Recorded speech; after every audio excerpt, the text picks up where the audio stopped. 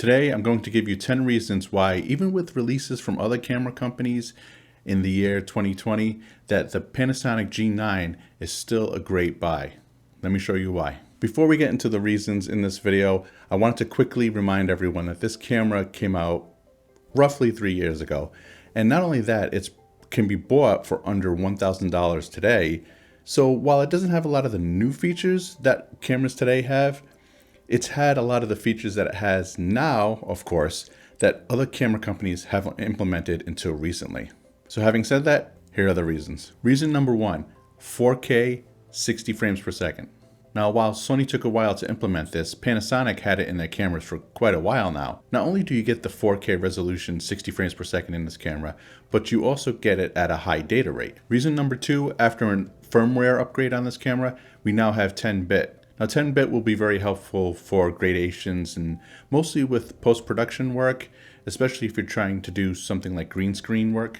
Now you can do 4K 60 frames per second in camera, but that's only 8-bit. That's the one caveat, is that you will have to use HDMI to have the 4K 10-bit. But otherwise, 4K 60 right in camera. Number three, the amazing EVF on this camera. Not only is it high resolution, but you can also view it at 120 frames per second. And depending on if you wear glasses or if you're having a hard time seeing the screen, it comes in 3 adjustable sizes.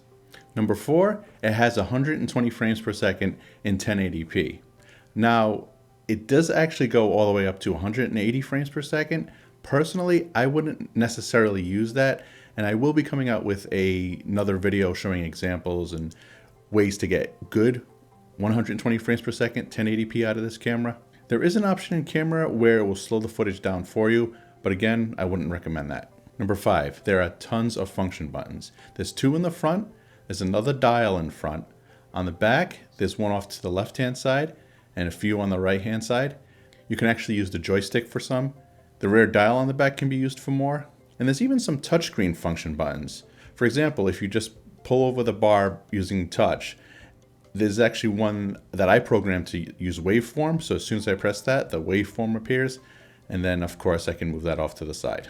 And that's actually number 6, is the touch functions. So not only can you touch the focus, touch to use the function button menu on the right-hand side, but even navigating all the other menus, they're all touch.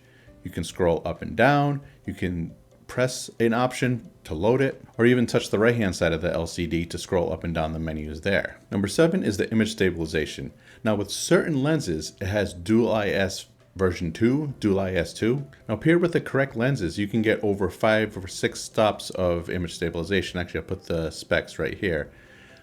But not only that, this allows you to use lenses particularly from old cameras, maybe some old SLR lenses, and you can stabilize it on this camera. But there's also options in video which actually further stabilizes your footage. It does crop in a little, but you'll have extremely stabilized footage. Number 8, and again, I don't mean to pick on Sony, but this camera has a flip out screen. Now, to be honest, for a while I never was enthusiastic or saw a need for a flip out screen, but now that I have one on this camera, I use it all the time. Number 9, it has dual card slots, which is even to this day a rarity in a lot of cameras. Not only that, but both are UHS-2, which supports high-speed shooting and high-speed recording. And number 10, on the right-hand side, opposite of where the card slots are, you have a headphone jack, a microphone jack, a full HDMI out, which is great. This way you don't have to worry about breaking any cables, and a USB port, which I personally use for a battery bank. This way I can use that before I have to use the battery inside of the camera. Now, of course, there's a lot that I didn't touch here, like the 20 frames per second shooting, Panasonic 6K mode, where you can shoot 30 frames per second and then extract 18 megapixel frames out of that. There's also Panasonic's 4K mode, where you can extract 8 megapixel files, which is great for maybe something like social media, but that will shoot at 60 frames per second. I know I didn't provide many examples in this video, and again, there's so many features in this camera that I couldn't cover it just in this one video. So if there's something specific that you guys wanted to see, go ahead and let me know in the comments below, and I'll probably make a video about it. I am thinking about potentially making a guide too. But yeah, as I said, even with the new batch of cameras that are coming out in 2020, this camera with the full HDMI, the flip out screen, the dual card slots, all those features are still rarities in cameras that come out today. So it's kind of impressive that Panasonic packed it into this camera. If you guys like what you saw here, and again, if you have any suggestions about upcoming videos, something that you want to see maybe with this particular camera, go ahead and subscribe to the channel. All my social links are in the description below. If you are interested in picking up one yourself, I'll link to that in the description below also. And I'll see you guys in the next video. Thanks for watching.